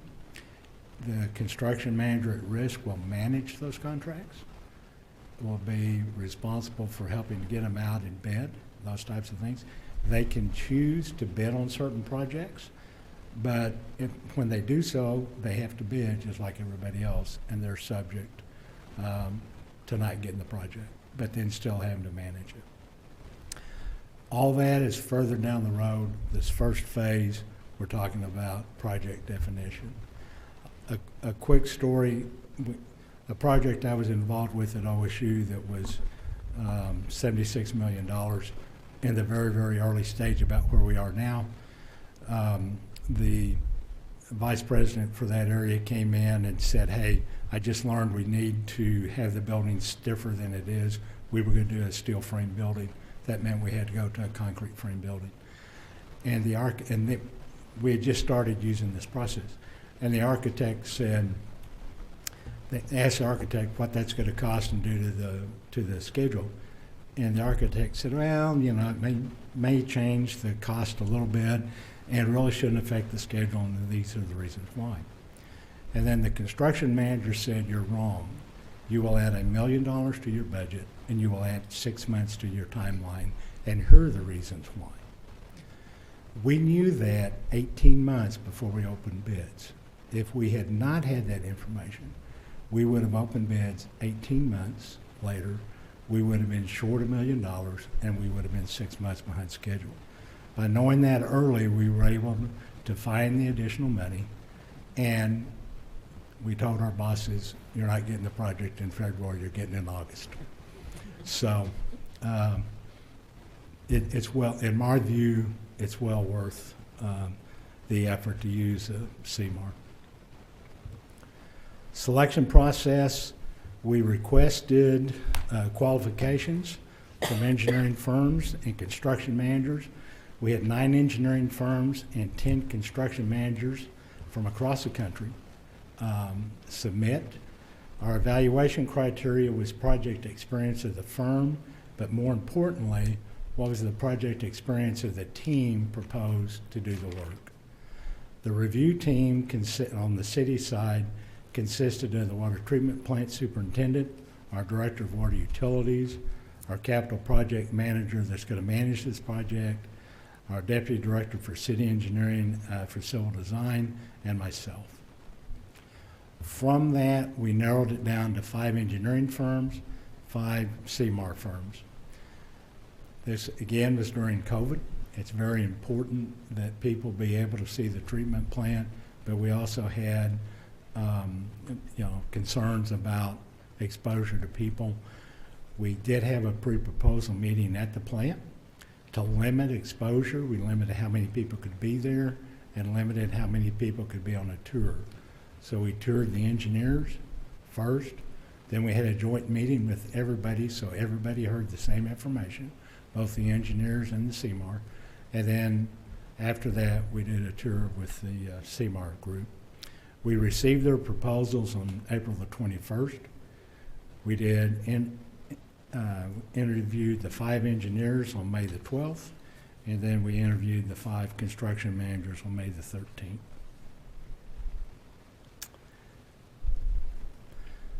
We had a little more involved evaluation criteria. We can go into that in more depth if you're interested. So the group got together, the Stillwater review team. We analyzed the whole group. I've got to tell you that the vast majority of the presentations we saw were very, very qualified. There were lots of good strengths, some with weaknesses. It was not an easy decision on both engineering and the construction managers at risk. But after discussing it, we felt like that Carollo Engineers gives us the best chance of success from providing the technical services, and that Burns and McDonald gives us the best chance for construction manager at risk. Our schedule is, if you approve these folks, we're going to start tomorrow morning at 8:30. We know this is an expensive project. We've said that before. I know the needs that we need in engineering, and I know the needs the community needs. And we realize that it's important that as we start having those discussions later this fall and winter, that we have a pretty good handle on what it's going to cost us to do the water plant and the raw water conveyance system. As I said earlier, we understand quality of life issues. If we don't have water, we don't have anything. And if we don't have electricity, we don't have water. Those got to be our 2 top priorities. We're committed to keeping that as the most cost-effective manner and value that we can. We plan to come back to you in September with a draft, and then in October with what we think our roadmap is going forward, which then lets us go to the community with all the other needs that we have and have that piece for the discussion. The budget, we think we need $1 million for this first phase. I will tell you that on projects of this magnitude, for a project definition, it's not unusual for those budgets to be 2 to 3 times this amount. And we saw some initial cost requests at that. Circling back to what I said about us realizing the needs, our capital project manager says, do you realize we could build an animal shelter for that kind of money? And so we started working with both the CMAR and the engineer and said, we got to get this down. What can we do different? Let's rethink this. We're not on the same page. We don't see this much effort. And we've worked that down to the numbers that you see here. That does mean in terms of cost assurance and accurate costs, we're taking more of that risk that number may not be as solid. The truth is any number isn't going to be 100%. We're going to have some kind of contingency in that number, and we'll just adjust the contingency. We could spend another $2 million and get you maybe a little more certain, but we really don't have too much to show for that. And if we're wrong on our guesses, we'll have $2 million to go towards covering that cost. We anticipate receiving federal funds of $8 million that have to be spent on water, wastewater, or broadband. That's the only thing they can be spent on. We've investigated doing work on the broadband system, but have found that the city of Stillwater is so well served by broadband, we couldn't get approved to spend that money that way. So it can only be spent on water, wastewater. We have not yet received those funds, nor have we know the conditions of their use aren't fully understood, but we do anticipate to get them. We would like to dedicate those towards the engineering for this project. For the interim, we've got enough money in the water fund to cover this, with the hope that we can reimburse that from those funds when the time comes. I'm happy to answer any questions. Thank you, Monty. Trustees? Monty, I was impressed with the team that you put together for the selection process. Were all of you in tune for these recommendations? And We were. Okay. We were, yes. And the top ones were pretty much everybody's one or two. There may have been one or two difference, but they were, it was pretty clear. There wasn't a lot of, it was an easy one to do. So what point in the process does this $1 million get us to? Just to the roadmap? Gets us to the roadmap and a little bit, a good enough handle on the cost that we can start figuring out how we're going to fund it and how we're going to phase it. And it'll also tell us the things that we have to fix now, how to fix them. If we're going to end up staying where we are, that'll determine one way. If we determine we're going to abandon the plant in a few years, that'll dictate another way we fix it. But we do have some things we've got to fix now. So you had up there on the slide, like when you were in here giving us kind of the preliminary options, right? There were 4 different things with the treatment plant, 3 different things with the pipeline. We'll get to the point with this where we've picked which one of those we're going to do. Yes. On both things and said, okay, we're going to build a whole new treatment plant and build a whole other line or whatever it is. Or give you options. If you think you can raise this much money, if we think we can raise this much money, may dictate which of those options we go. Yeah. Okay. But we'll have, because that's what we talked about in that presentation was, well, how much is that going to cost? And you said, I don't know, 60 million, 160 million, 600 million, somewhere in there. We've learned some things about the pipeline that makes us think it may not be in as bad a shape, but we have some issues there. We may not have enough time to get that fully resolved, but we'll have a much better feel on what kind of shape the pipeline's in. So there may still be some uncertainty on the pipeline. So this includes inspections of all this? That's what the additional services are for. If we need to go hire some folks. And we know we'll need to do that on the pipeline. We'll need to expose the pipe, look at it certain places, and do some of those things.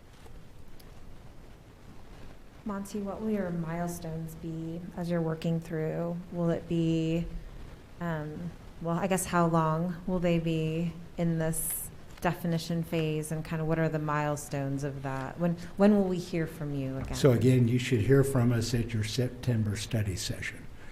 And we're pushing real hard to get that done this summer. And that's one of the reasons we've gone ahead and jumped ahead and assumed that we'd get approval tonight and got everybody arranged to start in the morning. So that otherwise, if we start in July, then we can't be here in October, which means we're in November, and it just, you know, it's going to get hard. We're going to have some hard discussion as a community, and we want to give you the information to be able to say to folks when they ask, well, what you guys spent the water treatment plant, and have a little better number than, well, we don't know, but at the same time, we want you to go out there and approve this kind of money for other projects. You anticipate then that their work will be finished by September? We'll have a pretty good idea by September. I don't know that we'll be completely That's a lot finished. of money to spend by September. Yeah. It is, but again, it's be the end of October before we have the final delivery. But by the end of September, we're committed to have a pretty good idea of where we are. It's a lot of work over the summer, as the fee indicates. You've done the engineering and this type of stuff, you know how many hours that involves. Yeah, it's an aggressive schedule. It is. It is.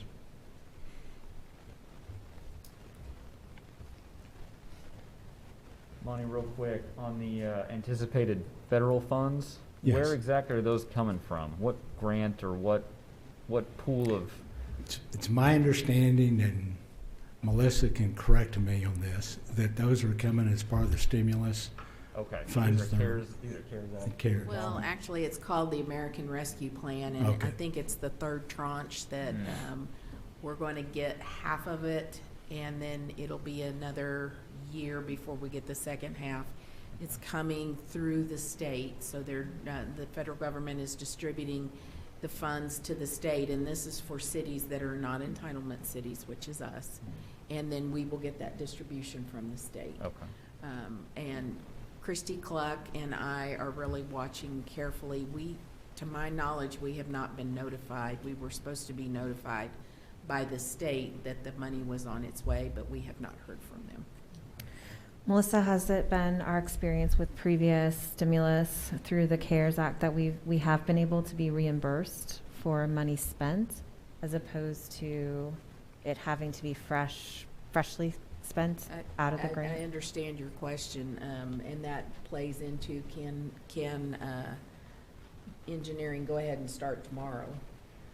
If you're looking at the magnitude of the project and I know when I'm talking about these numbers that how sometimes cavalier this sounds, but $8 million on a what, Monty? 300 million? I don't remember what Well, you've. I'm hoping we can keep it between 100 and 2. Okay. 100 million and 200. So even if we invest our $1 million up front and we can't get reimbursed for that, we still, those federal monies will go to serve the project and be well used. A lot of money to spend. It is a lot of money.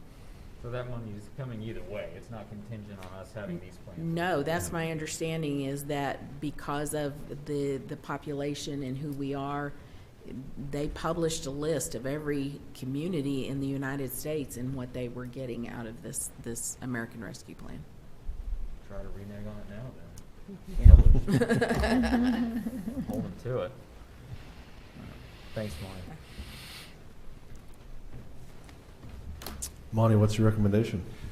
Our recommendation is for a motion to approve retaining Carollo Engineers, Burns and McDonald to perform project definition services for improvements to the water treatment plant and raw water delivery system, and an aggregate amount not to exceed $1 million, which includes a contingency, authorize the city manager to sign agreement documents and approve the budget amendment allocating $1 million from the water fund. Motion to accept staff recommendation. Second.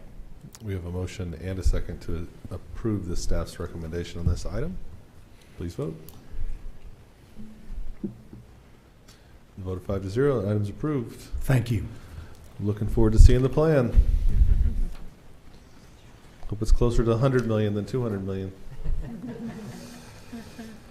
All right, item 6A is Resolution SUA 2021-8, a resolution authorizing the issuance of a loan to the Stillwater Economic Development Authority in the amount of $6 million, authorizing an advance of $250,000 to Lakeview Landing LLC and assistance in development financing for pre-development costs, approving and authorizing the chair or vice chair of the authority to approve, finalize, execute, modify, and or deliver the necessary or appropriate transactional documents, all authorizations hereunder being in accordance with the authorizations of the City Council.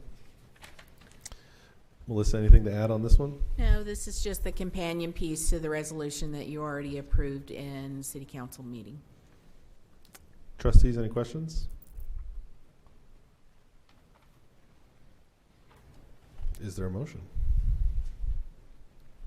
Motion to adopt resolution number SUA 2021-8. Second. We have a motion and a second to adopt the resolution. Please vote. We vote of 5-0. Resolution SUA 2021-8 is adopted. Any reports? Nothing. Seeing none, is there a motion to adjourn? So moved. Second. We have a motion and a second to adjourn the SUA meeting. Please vote. We vote 5-0. The Stillwater Utilities Authority is now adjourned. At this time, I will call to order the Stillwater Economic Development Authority meeting for June 7th, 2021. On the consent docket, we have meeting minutes and service contracts. Any questions or motions? Motion to approve the consent docket? Second. We have a motion and a second. Please vote. With a vote of 5-0, the consent docket is approved. Under resolutions, we have resolution SEDA-2021-2, which is a resolution authorizing the borrowing of funds from the Stillwater Utilities Authority in the amount of $6 million, authorizing the issuance of tax apportionment obligations, authorizing an advance of $250,000 to Lakeview Landing LLC in assistance and development financing for pre-development costs, approving and authorizing the chair or vice chair of the Stillwater Economic Development Authority to approve, finalize, execute, modify, and or deliver the necessary or appropriate transactional documents. All authorizations hereunder being in accordance with the authorizations of the City Council and the Stillwater Utilities Authority. Trustees. Motion to adopt resolution SEDA-2021-2. Second. With a motion and a second on the resolution, please vote. With a vote of 5-0, resolution SEDA-2021-2 is adopted. Are there any reports? Is there a motion to adjourn? Motion to adjourn. Second. We have a motion and a second to adjourn SEDA. Please vote. With a vote of 5-0, Stillwater Economic Development Authority is now adjourned. At this time, I will reconvene the Stillwater City Council meeting at item 12 on the agenda.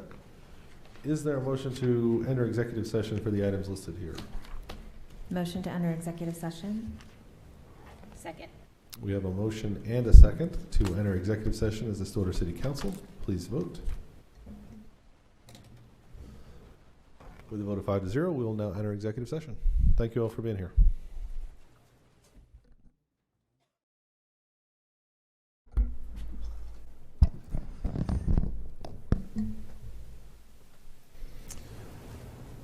Okay. Welcome back. Is there a motion to reconvene the City Council or to reconvene from executive session? Motion to reconvene. Second. We have a motion and a second to reconvene from executive session. Please vote. No. Sorry. Mayor Joyce? Yes.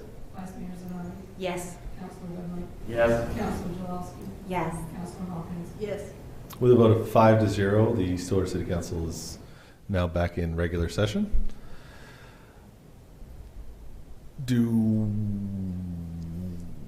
I guess we have are there motions to be made, or do you want to make a recommendation? Yeah, we do have, I think, a motion to be made after executive session. Item B. On item B, I'm not looking at my agenda.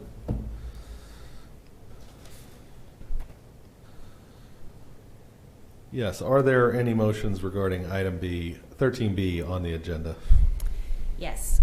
Motion to accept the resignation of City Attorney John Dorman in accordance with the terms of the separation and settlement agreement, approve the separation and settlement agreement, and authorize the mayor to execute and sign and appoint Kimberly Carnley, interim city attorney, effective June 30th, 2021. Second.